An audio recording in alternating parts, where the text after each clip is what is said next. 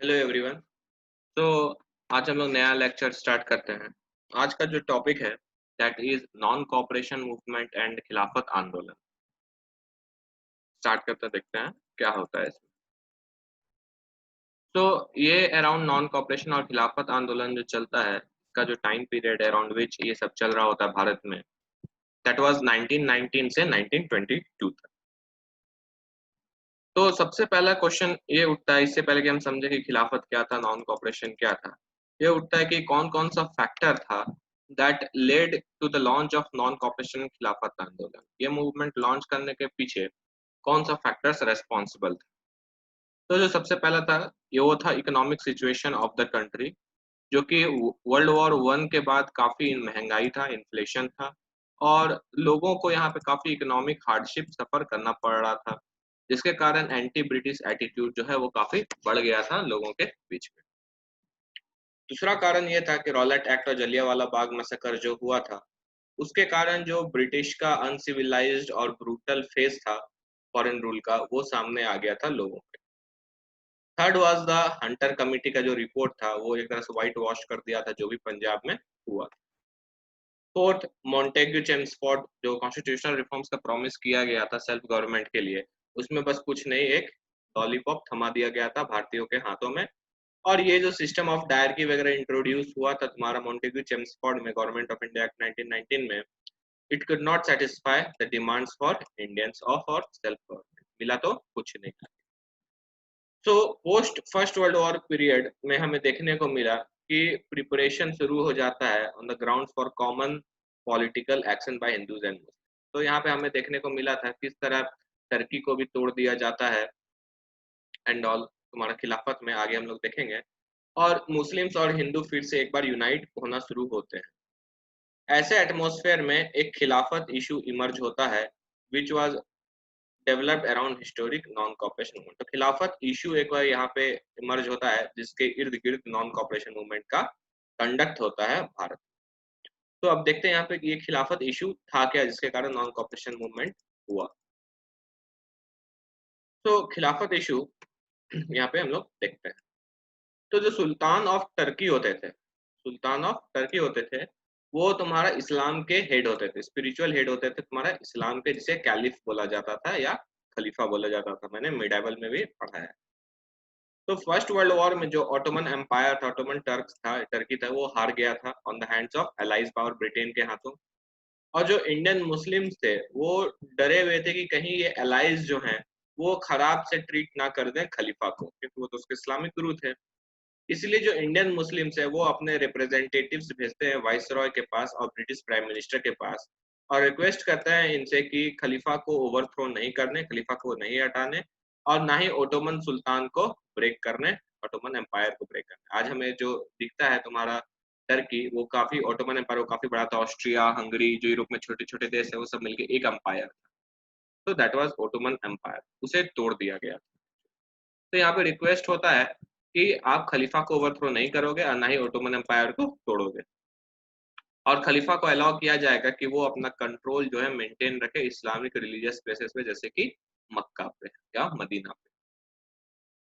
1919 में एक खिलाफत कमेटी का ऑर्गेनाइजेशन होता है under the leadership of Ali brothers, Shaukat Ali और मोहम्मद अली, और उनके साथ थे मौलाना आजाद, अजमल खान और हसरत मोहानी भी थे। तो ये लोग मिल के, खिलाफत कमेटी वाले लोग मिल के फोर्स करने वाला था ब्रिटिश गवर्नमेंट को कि वो अपना एटीट्यूड जो है टर्की के खिलाफ चेंज करे। इन नवंबर 1919 ये जो ऑल इंडिया खिलाफत कॉन्फ्रेंस होता है, इसे प्रिसाइड करते हैं इब्राहिम जफर, दिल्ली में होता है। तो ये एक डिसाइड करते, कॉल करते हैं कि हम लोग बॉयकॉट करेंगे ब्रिटिश गुड्स का और नॉन कॉपरेशन करेंगे विद द गवर्नमेंट जब तक वॉर का जो टर्म्स है टर्की के साथ वो फेवरेबल ना हो जाए मुस्लिम्स के हक। तो अब यहाँ पे देखने को मिला ये लोग भी नॉन कॉपरेशन और boycott of British of goods का बात करने लगे हैं, तो यही जाके बाद में कोइंसाइड हो जाएगा नॉन कॉपरेशन मूवमेंट से ऑफ गांधी। तो वर्ल्ड वॉर वन के बाद एक फेमस ट्रीटी हुआ था 1920 में, that is known as treaty of Sevres. तो ये ट्रीटी में टर्की के ऊपर ये इम्पोज हो गया था कि जो ऑटोमन एम्पायर है उसे तोड़ दिया जाएगा छोटे छोटे देश में, और जो कंट्रोल था इस्लामिक प्लेसेस से मक्का मदीना वो ब्रिटेन के हाथ में चला जाएगा, which was against the demand of Indian Muslim. अभी इस वक्त तक क्या होता है, ऑल इंडिया खिलाफत कमेटी जो रहता है उसके प्रेसिडेंट बना दिए जाते हैं गांधी जी, क्योंकि उनके ऊपर सबको ट्रस्ट था उस वक्त। तो गांधी जी यहाँ पे देखते हैं कि जो इशू है खिलाफत का, ये एक प्लेटफॉर्म बन सकता है जहां से हम मासेस यानी हिंदू मुस्लिम दोनों को यूनाइट कर सकते हैं और एक नॉन कॉपरेशन हम लोग डिक्लेयर कर सकते हैं अगेंस्ट द गवर्नमेंट। इसलिए गांधी जी अर्ज करते हैं अपने मासेस को to start a 4 stage non violent non cooperation movement which would include, मतलब मुस्लिम्स को बोलते हैं कि अगर आपको अपना डिमांड को अचीव करना है तो आपको 4 stage non violent non cooperation movement start करना होगा, जिसमें अगर आपको कोई ऑनररी टाइटल्स जैसे कि नाइटहुड वगैरह कुछ भी मिला है और गवर्नमेंट ऑफिसेज, तो उसे खत्म करना होगा, वापस देना होगा ब्रिटिश को। जो भी मुस्लिम्स तुम्हारा सिविल सर्विसेज में है उनको रिजाइन करना पड़ेगा। Indian Muslims to resign from British Indian army से इंडियन मुस्लिम्स रिजाइन करेंगे, और मुस्लिम्स जो है वो टैक्स भी पे नहीं करेंगे ब्रिटिश को। So this will be a form of non corporation non violent movement. तो यहाँ पे गांधी और खिलाफत कमेटी दोनों एग्री करता है कि दोनों स्टार्ट करेगा एक combined non violent non cooperation movement for the attainment of 3 objective. तो ये ऑब्जेक्टिव्स क्या था, पहला कि जो खिलाफत इशू था उसको रिजॉल्व करना, उसको सॉल्यूशन ढूंढना है ताकि इंडियन मुस्लिम्स जो है वो सेटिस्फाई हो जाए। फिर जलियांवाला बाग में जो हुआ उसका जस्टिस चाहिए क्योंकि व्हाइट वॉश हो चुका था पंजाब में, और अटेनमेंट ऑफ स्वराज और सेल्फ। ये 3 ऑब्जेक्टिव के लिए ये लोग करेंगे तुम्हारा नॉन वायलेंट नॉन कॉपरेशन। लेकिन यहाँ तो गांधी मान गए, ठीक है हम लोग खिलाफत कमेटी के साथ करेंगे, मुस्लिम के साथ करेंगे। यहाँ पे कांग्रेस का व्यू क्या था कि खिलाफत को मिलाना चाहिए या नहीं मिलाना चाहिए इशू को कांग्रेस के साथ और नॉन वायलेंट नॉन कॉपरेशन के साथ। तो कांग्रेस के जो पार्टिसिपेशन है that was quite essential for खिलाफत to succeed.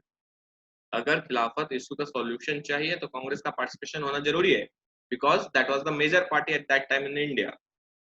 And Gandhi was in favour to launch satyagraha on Khilafat issue. Gandhi ji चाहते थे कि खिलाफत इशू को लेके ही हम सत्याग्रह लॉन्च करें। लेकिन कांग्रेस के जो लोग थे इस आइडियोलॉजी पे कि खिलाफत को मिला के हम लोग लॉन्च करें, इसके ऊपर यूनाइटेड नहीं थे, अलग अलग मतभेद हो जाता है on this type of political action. जैसे कि तिलक तिलक अपोज कर रहे थे कि हम मुस्लिम के साथ नहीं रहेंगे ऑन रिलीजियस इशू, उनका खुद का रिलीजियस इशू था, बोलते नहीं मुस्लिम के साथ वो साथ में नहीं लड़ सकते। और सत्याग्रह को लेके भी काफी स्केप्टिकल थे, काफी डाउटफुल थे। बट तिलक को बाद में लेटर कन्विंस कर देते हैं गांधी जी और तिलक जी मान जाते हैं, ठीक है मुस्लिम लोग के साथ हम खिलाफत इशू लॉन्च करेंगे। प्लस कुछ लोग और थे कांग्रेस में जो कि बोलते थे, गांधी जी ने बोला था कि जो लोग लेजिस्लेटिव काउंसिल में है, लेजिस्लेचर में जो इंडियंस हैं उनको रिजाइन करना पड़ेगा, उनको मतलब वो एंट्री नहीं कर सकते लेजिस्लेटिव काउंसिल में इलेक्शन के थ्रू। तो इसके खिलाफ भी बहुत लोग अपोज कर रहे थे for the agenda of boycott of legislative, वो नहीं चाहते थे बहुत लोग कि हम लेजिस्लेटिव काउंसिल का बहिष्कार करें। तो later Gandhi was able to get approval of Congress. वो धमकी उमकी देते कांग्रेस को कि अगर आप नहीं मानिएगा मेरा बात तो फिर हम क्या करेंगे, अपना पार्टी खड़ा कर देंगे इस तरह करके। और कांग्रेस से बात मनवा लेते हैं, गांधी जी इस चीज में माहिर थे अपना बात मनवाने, और कांग्रेस बात मान भी जाती है। कांग्रेस भी बाद में यह रियलाइज करती है कि नहीं नहीं प्रोग्राम ठीक है, चलो इस प्रोग्राम को साथ देना चाहिए। क्यों, कुछ रीजंस था कांग्रेस का मानने के कारण। ये था कि it was the golden opportunity to cement Hindu Muslim unity. जो यूनिटी खराब हो चुका था ब्रिटिशर्स के पॉलिसीज के कारण, वो यूनिटी को वापस लाने का एक सुनहरा मौका था ये। Congress was also losing faith in constitutional struggle. वो जो 3P वाला काम चल रहा था कॉन्स्टिट्यूशनल स्ट्रगल इतने सालों से, कुछ अचीव हुआ नहीं था, लॉलीपॉप थमा दिया जाता था। कांग्रेस अवेयर थी कि जो मासेस है, जो लोग हैं, ठीक है, वो that was eager to give expression to their discontent. वो काफी परेशान थे ब्रिटिश के पॉलिसी से और जो भी उन्होंने एट्रोसिटीज इंडियंस पे किया था। तो वो चाहते थे कि वो अपना जो एक्सप्रेशन है वो ब्रिटिश के खिलाफ दर्शाए। तो ये कांग्रेस को पता था और यही एक मौका था कि उनको एक चांस देने का। यहाँ पे जो मुस्लिम लीग थी वो भी डिसाइड करती है कि चलो कांग्रेस को फुल सपोर्ट देंगे इस एजिटेशन में, इस पॉलिटिकल क्वेश्चंस पे, क्योंकि ऑब्वियसली कांग्रेस खिलाफत इशू को लेके जा रही है जो कि मुस्लिम का इशू है, तो मुस्लिम लीग भी सपोर्ट करती है कांग्रेस को। अब यहाँ पे लॉन्च होता है एक साथ खिलाफत नॉन कॉपरेशन खिलाफत मूवमेंट का स्टार्ट होता है। तो गांधी डिसाइड करते हैं कि वो लॉन्च करेंगे ये नॉन कॉपरेशन मूवमेंट ऑन 1 अगस्त 1920। लेकिन दुखद बात यह है कि तिलक इस दिन 1 अगस्त 1920 को ही अपनी अंतिम सांसें लेते हैं, तिलक जी चल बसते हैं। फिर अगस्त 31 1920 को फाइनली द खिलाफत कमेटी फॉर्मली लॉन्च करती है इस मूवमेंट। उसके बाद सितंबर 1920 का कांग्रेस सेशन आता है, कांग्रेस का स्पेशल सेशन बुलाया जाता है तुम्हारा कलकत्ता में। और इस सेशन में कांग्रेस भी नॉन कॉपरेशन प्रोग्राम को अप्रूव कर देती है, बोलती है तब तक हम लोग करेंगे जब तक पंजाब और खिलाफत रॉन्ग्स जो भी गलत हुआ है लोगों के साथ वो खत्म ना हो जाए और स्वराज स्टैब्लिश ना हो जाए। और यहाँ पे प्रोग्राम पे डिसाइड करती है कि नॉन कॉपरेशन में कांग्रेस क्या क्या करेगी। तो बोलती है वही कि surrender of honorary titles and offices को सरेंडर कर देगी, बॉयकॉट करेगी फॉरेन गुड्स का, कोर्ट्स गवर्नमेंट का नहीं जाएगी, आपस में सुलझाएगी कोई भी केसेस, इलेक्शन और लेजिस्लेटिव काउंसिल में पार्टिसिपेट नहीं करेंगे लोग, गवर्नमेंट स्कूल्स एंड कॉलेजेस नहीं जाएंगे स्टूडेंट्स, फिर गवर्नमेंट फंक्शनरीज का भी बॉयकॉट होगा। और इंडियन आर्मी जिससे ब्रिटिश ले जाना चाहती थी मेसोपोटामिया और इजिप्ट लड़ाई करने, वो नहीं जाएंगे। प्लस एक जब ये नॉन कॉपरेशन आगे बढ़ जाएगा, कुछ एक लेवल पे पहुंच जाएगा, तब हम लोग second phase of movement start करेंगे जहाँ पे हम लोग सिविल डिसोबीडियंस करेंगे। तो ऐसा प्रोग्राम पे डिसाइड होता है। अब during the movement participants were suppose to work for Hindu Muslim unity. बोल रहा है जब ये मूवमेंट चल रहा होगा तो लोग क्या करेंगे, हिंदू मुस्लिम यूनिटी के ऊपर काम करेंगे और जो अनटचेबिलिटी है उसे खत्म करेंगे। ये सब करने के टाइम, पूरे मूवमेंट के टाइम लोग नॉन वायलेंट रहेंगे, कोई भी वायलेंस नहीं करेगा। फिर दिसंबर 1920 फाइनली कांग्रेस सेशन होता है नागपुर में और फॉलोइंग थिंग्स वेयर डिसाइडेड। अब फॉर्मल सेशन आता है कांग्रेस का नागपुर का। तो यहाँ पे programme of non cooperation movement को फॉर्मली एंडोर्स कर दिया जाता है क्योंकि ये एक फॉर्मल प्लेटफॉर्म था कांग्रेस के लिए हर साल का। यहाँ पे डिसाइड होता है कि गोल जो होगा कांग्रेस का वो होगा attainment of swaraj, self government का गोल होगा by peaceful and legitimate means, हम लोग नॉन वायलेंट रहेंगे। और extra constitutional mass struggle, extra constitution मतलब जो कॉन्स्टिट्यूशन में नहीं है वैसा टाइप ऑफ स्ट्रगल ये लोग करेंगे। फिर जो कांग्रेस वर्किंग कमेटी थी, ऑर्गेनाइज होता है 15 मेंबर्स का, मतलब कांग्रेस में बहुत सारे लोग थे। अब वो लोग तो दिसंबर में ही मिलते थे लेकिन कुछ मेजर डिसीजन लेना है तो कैसे लेंगे।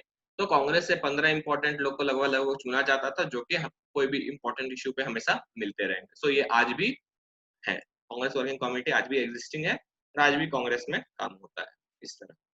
फिर कांग्रेस को जो है क्या किया गया, प्रोविंशियल कांग्रेस कमेटी बनाया गया। पहले तो ऑल इंडिया कांग्रेस था, अब जैसे बंगाल प्रोविंस है तो Bengal Congress committee, Bombay provincial Congress committee, इस तरह लिंग्विस्टिक बेसिस पे बांट दिया गया और विलेज लेवल तक भी लेके आ गया कि विलेज में वार्ड लेवल पे भी कांग्रेस कमेटी बनेगी।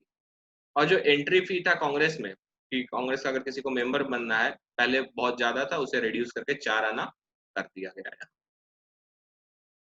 अब इस स्टेज पे तो बात हो रहा था कि लेजिस्लेटिव काउंसिल एंड ऑल ये सब में हम लोग बॉयकॉट करेंगे, ये सब का बात हो रहा था। गांधी जी का जो इमेज है वो काफी ज्यादा हो चुका था कांग्रेस में, जिसके कारण जो मॉडरेट्स थे पहले से वो अपने आप को इंफीरियर फील कर रहे थे। सो इस स्टेज पे आते आते कुछ लीडर्स थे जैसे कि Mohammad Ali Jinnah, Annie Besant, GS Khaparde, Bipin Chandrapal, ये लोग रिजाइन कर देते कांग्रेस से क्योंकि ये बिलीव करते थे कि कॉन्स्टिट्यूशनल एंड लॉफुल स्ट्रगल, ये नहीं चाहते थे कि ये बॉयकॉट वॉयकॉट हो। तो ये वो जो चाहते थे वही पुराना वाला कि जाके पार्लियामेंट में हंगामा करे एंड ऑल ये सब करे, कॉन्स्टिट्यूशनल और लॉफुल स्ट्रगल चाहते थे। लेकिन गांधी जी तो जानते थे अफ्रीका से सीख के आया था कि सब काम करने वाला है नहीं, तो ये लोग रिजाइन कर देते हैं। और कुछ जैसे कि सुरेंद्र नाथ बैनर्जी, ये लोग भी कांग्रेस से रिजाइन करके अपना एक नया पॉलिटिकल पार्टी खोलते हैं जैसे कि इंडियन नेशनल लिबरल फेडरेशन खोलते हैं सुरेंद्र नाथ बैनर्जी। और इसके बाद कोई भी मेजर रोल नहीं प्ले करते तुम्हारा नेशनल पॉलिटिक्स में, बस एक माइनर रोल प्ले करते हैं। तो फाइनली लॉन्च हो जाता है, तुम्हारा मूवमेंट चल रहा होता है। देखते हैं यहाँ पे पीपल का रिस्पांस क्या था, लोगों का रिस्पांस क्या था इस मूवमेंट। तो इनिशियली जब मूवमेंट चल रहा होता है तो मिडिल क्लास वाले लोग लीड करते हैं इस प्रोग्राम को, लेकिन बाद में हेजिटेशन शो करते हैं, बाद में दूर दूर होने लगते हैं। यहाँ पे गांधी जी बोले थे कि हमें रिजिग्नेशन करना गवर्नमेंट ऑफिस से, तो लोग इसे सीरियसली नहीं लिए। वहीं इंडियन बिजनेस वाले लोग थे, जो इंडियन बिजनेस ग्रुप था दैट सपोर्टेड, वो लोग सपोर्ट कर रहे थे उस मूवमेंट को क्योंकि उन्हें बेनिफिट हो रहा था बाय द यूज ऑफ स्वदेशी। लेकिन जो बड़े बिजनेस ग्रुप वाले लोग थे जैसे कि टाटा बिरला ये लोग थे, वो काफी स्केप्टिकल थे, वो हेजिटेट कर रहे थे टू सपोर्ट द मूवमेंट क्योंकि उन्हें डर था लेबर अनरेस्ट का, कि लेबर लोग चले जाएंगे स्ट्राइक एंड ऑल पे और उसके बाद फिर उन्हें दिक्कत हो जाएगा। वहीं पीजेंट्स पार्टिसिपेशन जो था वाज मैसिव, पीजेंट्स लोग काफी पार्टिसिपेट किए थे क्योंकि हमें पता है कि किस तरह उन्होंने चंपारण अहमदाबाद खेड़ा में पीजेंट्स को दिखा दिया था अपना पावर गांधी जी ने, इसलिए पीजेंट्स का जो पार्टिसिपेशन था वो काफी मैसिव था। और सबसे ज्यादा वही लोग दुख थे ब्रिटिश रूल से, क्योंकि नॉन कॉपरेशन मूवमेंट उन्हें एक अपॉर्चुनिटी दे दिया कि उनके अंदर जो भी ब्रिटिश के लिए नफरत है वो फीलिंग्स ब्रिटिश के अगेंस्ट में निकाल दे और इंडियन ऑपरेसर्स के अगेंस्ट भी निकाले इस मूवमेंट के। वहीं स्टूडेंट्स वो काफी एक्टिव वॉलंटियर्स बन जाते हैं तुम्हारे इस मूवमेंट का। वो सारे लगभग लगभग गवर्नमेंट स्कूल्स और कॉलेजेस छोड़ देते हैं, और उस वक्त बहुत नए हमारा प्राइवेट नेशनल इंस्टीट्यूशंस खुल रहे थे, और वो लोग ज्वाइन करते हैं national institutions by living government schools and colleges. तो ये तो था पीपल रिस्पॉन्स। अब गवर्नमेंट किस तरह रिस्पॉन्ड की तुम्हारा इस मूवमेंट को देखते हैं। तो मई 1921 में एक्चुअली गांधी और वाइसरॉय लॉर्ड रीडिंग थे उस समय भारत के, इन दोनों के बीच में बात हो रहा था कि क्या क्या मूवमेंट को विड्रॉ करना, कुछ लेन देन नेगोशिएशंस का बात हो रहा है। तो वाइस रॉय लॉर्ड रीडिंग बोलते हैं गांधी जी को कि अली ब्रदर्स जो ऑल इंडिया खिलाफत कमेटी का स्टैब्लिश किए थे, तो वो लोग काफी प्रोवोकेटिव स्पीचेस दे रहे थे अगेंस्ट ब्रिटिश। तो यहाँ पे लॉर्ड रीडिंग बोलते हैं गांधी जो कि आप अली ब्रदर्स को रोकिए इस स्पीचेस देने से, तब फिर हम मान जाएंगे आपका जो भी डिमांड है। तो यहाँ पे वही on the issue of Ali brothers giving provocative speeches, लेकिन गांधी जी इस बात को नहीं मानते और टॉक्स फेल हो जाता है। देखते हैं क्या होता है। एक्चुअली जो ये था, ये एक ट्रैप था ब्रिटिश के द्वारा टू क्रिएट ए रीच between Gandhi and Khilafat leaders. Britishers का प्लान था कि देखो गांधी जी को बोलेंगे कि वो जाके रोक दे तुम्हारे अली ब्रदर्स को जो वो स्पीच दे रहा है, तो इससे क्या होगा, खिलाफत वाले लोग गुस्सा जाएंगे गांधी से, और गांधी और खिलाफत वाले में क्या होगा, दरार पैदा हो जाएगा, दोनों फिर हिंदू मुस्लिम अलग हो जाएंगे और मूवमेंट खत्म हो जाएगा। लेकिन गांधी जी ये जो नस नस से वाकिफ थे ब्रिटिशर्स का, तो वो इस ट्रैप में नहीं गिरते और वो बोल देते हैं कि नहीं, हम अली ब्रदर्स को नहीं रोकेंगे। तो पब्लिक उसके बाद यहाँ पे टॉक्स खत्म हो गया दोनों के बीच में, गांधी जी और लॉर्ड रीडिंग के बीच में। उसके बाद ब्रिटिशर्स क्या करती है, कोई भी पब्लिक मीटिंग्स कहीं भी होता है उसको बैन कर देती है, कोई भी वॉलंटियर कॉर्प्स सबको डिक्लेयर इलीगल कर देती है, प्रेस को भी बैन कर दिया जाता है, सारे लीडर्स को अरेस्ट कर लेती है, लेकिन गांधी को अरेस्ट नहीं करती। उन्हें पता था अगर गांधी को अरेस्ट करेंगे अभी, तो ये जो रिजेंटमेंट है लोगों जो बीच में जो भी मूवमेंट हो रहा है, ये और पेस पकड़ लेगा अगेंस्ट ब्रिटिश, एंटी ब्रिटिश और पैदा कर देगा तुम्हारा लोगों के बीच में फीलिंग्स का। तो इसीलिए गांधी को लोग छू भी नहीं पाते। मीनवाइल उसी बीच कांग्रेस जो है वो प्रेशर डाल रही थी गांधी कि आप लॉन्च करो second phase of the movement, जो कि सिविल डिसओबीडियंस था। ये प्रेशर पड़ रहा था गांधी जी पे। तो 1921 में अहमदाबाद सेशन होता है कांग्रेस का, जिसके प्रेसिडेंट होते हैं सी आर दास। और सी आर दास को तो एक्चुअली जेल में थे, क्योंकि हमें पता है यहाँ पे लीडर्स को जेल में बंद कर दिया गया। तो एक्टिंग प्रेसिडेंट का नाम था हकीम अजमल खान, उन्हें एक्टिंग प्रेसिडेंट बना दिया गया था। तो यहाँ पे ये डिसाइड होता है कि ये जो इशू है कि हमें सिविल डिसओबीडियंस मूवमेंट अभी लॉन्च करना चाहिए, इसका जो पूरा अथॉरिटी है वो गांधी जी के ऊपर छोड़ देना चाहिए कि वो जब चाहे तब लॉन्च करें civil disobedience movement whenever he wish to. तो 1 फरवरी 1922 आते आते गांधी जी थ्रेटन करते हैं ब्रिटिशर्स को कि वो सीडीएम लॉन्च कर देंगे फ्रॉम बरदोली, अगर जो भी पॉलिटिकल प्रिजनर्स उनको तुरंत नहीं छोड़ा गया और प्रेस कंट्रोल्स को नहीं हटाया गया। तो अब ब्रिटिशर्स नहीं छोड़ती है और सीडीएम गांधी जी लॉन्च कर देते हैं। लेकिन जैसे ही लॉन्च करते हैं कुछ ही दिन में क्या हो जाती है, ये सीडीएम को विड्रॉ भी कर लेते हैं गांधी जी। देखते हैं ये क्यों खत्म हो गया मूवमेंट। हमारा नॉन कॉपरेशन खिलाफत और जो सीडीएम लॉन्च हुआ था, तो that was withdrawn by Gandhi ji, withdrawal of the movement. तो सीडीएम और एनसीएम को विड्रॉ करने के पीछे सबसे बड़ा जो केस था हुआ था, वो हुआ था चौरी चौरा इंसिडेंट। ये हुआ था 5 फरवरी 1922 को। तो बात यह है कि रात को चौरी चौरा नामक एक गांव है गोरखपुर में, वहां पे एक वायलेंस होता है। तो डिटेल में देखते हैं क्या होता है वहां। तो एक दिन 22 तारीख को सुबह में क्या होता है, पुलिस जो है वो कुछ लोकल लीडर्स को मारती है, और लोग वहां पे पुलिस स्टेशन के आगे प्रोटेस्ट कर रहे होते हैं अगेंस्ट एट्रोसिटीज, फिर लीकर सेल्स और हाई फूड प्राइसेस के अगेंस्ट में कर रहे होते हैं, और क्राउड पे जो है पुलिस फायर कर देती है। तो क्राउड क्या होता है, डिस्पर्स हो जाता है, अपने अपने घर चला जाता है। लेकिन रात को जब तुम्हारा गश्त लगा रही होती है पुलिस, और फिर जब पुलिस स्टेशन में वो लोग चले जाते हैं जो पुलिस ऑफिसर्स जिन्होंने फायर आउट किया था तो क्राउड पे, तो रात को गांव वाले क्या करते हैं, वो पुलिस स्टेशन जाते हैं, पुलिस का जो स्टेशन का दरवाजा है वो बाहर से लॉक कर देते हैं और पूरे पुलिस स्टेशन को आग लगा देते हैं। पुलिसमैन अंदर ही जल जाते हैं, और कुछ लोग कोशिश करते हैं भागने का पुलिस वाले, तो क्राउड उन्हें क्या की वापस पकड़ के आग में फेंक दिया करती। तो इस तरह 22 पुलिसमैन जो है इस वायलेंस में मारे जाते। गांधी जी काफी दुखी थे इस वायलेंस के कारण, क्योंकि वो नॉन वायलेंट को सपोर्ट करते थे। तो 12 फरवरी 1922 कांग्रेस वर्किंग कमेटी की मीटिंग जल्दी आनंद फानंद में बारडोली में बुलाया जाता है और एक्चुअली अगले दिन ही गांधी जी बोल देते हैं कि सीडीएम को बंद करो क्योंकि यहाँ पे वायलेंस हो गया। तो Gandhi was not at all happy with the increasing violent trend of the movement. Movement काफी वायलेंट हो रहा था। तो immediately he had announced the withdrawal of the movement. बोलते हैं बंद करो, सीडीएम एनसीएम सब बंद करो। तो सारे एक्टिविटीज जो है वो स्टॉप कर दिए जाते हैं और गांधी जी बोलते हैं कि सारे लोग अब बंद करो ये मूवमेंट का जो भी चल रहा है, जो भी हम लोग डिसाइड किए थे, और हम लोग को चलना है अब कंस्ट्रक्टिव वर्क करना। आगे हम लोग देखेंगे ये कंस्ट्रक्टिव वर्क क्या है। तो most of the nationalist leaders जितने भी सारे थे, जैसे सी आर दास, मोतीलाल नेहरू, जवाहरलाल नेहरू, सुभाष चंद्र बोस, ये लोग फेवर में नहीं थे कि मूवमेंट को वापस खींचा जाए। ये लोग सोचते थे कि अभी ये मौका है, मतलब गर्म है लोहा, हथौड़ा मार दो, ये लोग ऐसा सोचते थे। लेकिन गांधी जी डिसाइड कर लिए थे कि नहीं, मूवमेंट जो है विड्रॉ होगा। ये नेशनलिस्ट लीडर्स इस वक्त गांधी के डिसीजन को समझ नहीं पा रहे थे।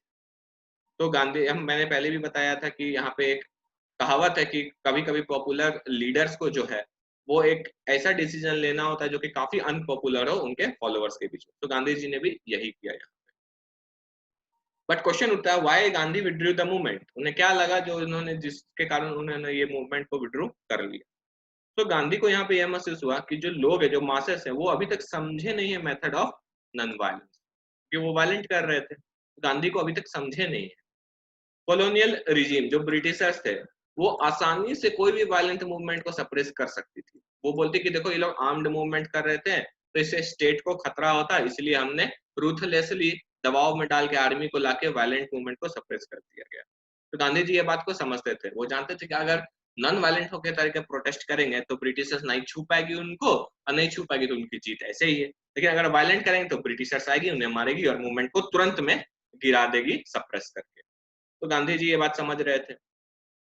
फिर गवर्नमेंट जो है कोई मूड में नहीं थी नेगोशिएशन का। गांधी जी ने भांप लिया था ब्रिटिशर्स को कि वो कितना नेगोशिएट कर सकती है। तो उन्होंने भांप लिया था कि अभी ब्रिटिशर्स कुछ नेगोशिएशन नहीं करने वाली है, तो इससे बेटर है कि मूवमेंट को भी विड्रॉ करो, इससे पहले कि ब्रिटिशर्स और तुम्हारा रिप्रेशन करें लोगों के ऊपर। नेक्स्ट ये था कि जो सेंट्रल थीम था तुम्हारा पूरा एनसीएम का, दैट वाज खिलाफत इशू था। अब खिलाफत इशू का पूरा रिलेवेंस ही खत्म हो चुका। क्यों? क्योंकि जो टर्की के लोग थे, वो जो खलीफा था, उसके सुल्तान थे, उसके अगेंस्ट रिवोल्ट कर दिए थे और खलीफा को खुद भाग के ब्रिटिश के पास शेल्टर लेना पड़ा था डर से। और जो नया सुल्तान बना था टर्की का, उनका नाम था पाशा, वो एबॉलिश ही कर देते हैं खलीफा का सीट को। तो इशू ही खत्म हो गया, तो फिर क्यों कहेगा वो। तो अभी हमने देखा कि अब जो मूवमेंट है वो एक पैसिव फेज में चला गया है, मतलब अब कोई एक्टिव फेज नहीं है। अब कोई भी मूवमेंट नहीं हो रहा है। तो गांधी जी ने बोला था कि जब भी passive phase of the movement आ जाए, जब लीडर्स जेल में हो, कुछ नहीं हो, कोई डायरेक्शन नहीं हो, तब लोगों को क्या करना है, कंस्ट्रक्टिव प्रोग्राम करना है। तो let's see what was this constructive programme. तो नागपुर सेशन जो अर्लियर वाला कांग्रेस में, उसमें गांधी जी ने ये प्रपोज किया था idea of constructive work, which had to basically undertaken during the, जब नॉन एक्टिव फेज घुस जाए मूवमेंट का, जब मूवमेंट नहीं चल रहा हो, तब ये काम करने का। तो इसमें क्या क्या था, it included the following activities. देखते हैं इसमें क्या क्या एक्टिविटीज किया गया।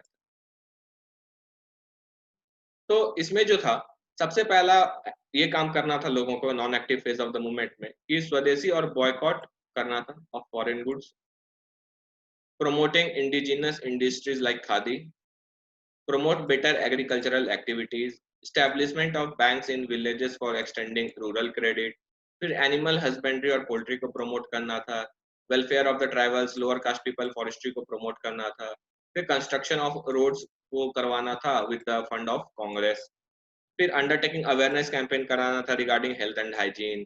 तो ये सब सोशल काम करना था लोगों को एक्चुअली। तो undertake a campaign to discourage the consumption of liquor and other intoxicants, Hindu Muslim unity को प्रमोट करना है, वुमेन का अपलिफ्टमेंट, सोशल रिफॉर्म मूवमेंट्स करना है ताकि अनटचेबिलिटी वगैरह को एबॉलिश कर दिया जाए, फिर प्रमोटिंग एडल्ट एजुकेशन, जो बड़े लोग हैं जो पढ़े लिखे नहीं उनको एजुकेट करना, और फिर जो लोग डिस्ट्रेस में उन्हें मदद करना। So this was all about constructive work. बाद में 10 मार्च 1922 आते आते गांधी जी को भी अरेस्ट कर लिया जाता है फाइनली बाय द ब्रिटिशर्स। उनके ऊपर सेडिशन का चार्ज लगाया जाता है, देशद्रोह का चार्ज लगाया जाता है, क्योंकि उन्होंने एक आर्टिकल लिखा था अपने, उनका जो न्यूज़पेपर था यंग इंडिया, उनमें उन्होंने ब्रिटिश के खिलाफ कुछ आर्टिकल लिखा था और उन्हें 6 साल की जेल होती है और वो जेल में चले जाते हैं। तो दिस वाज ऑल अबाउट खिलाफत आंदोलन, एनसीएम एंड कंस्ट्रक्टिव वर्क। कोई डाउट हो you can comment me, Otherwise, thank you for watching my lecture.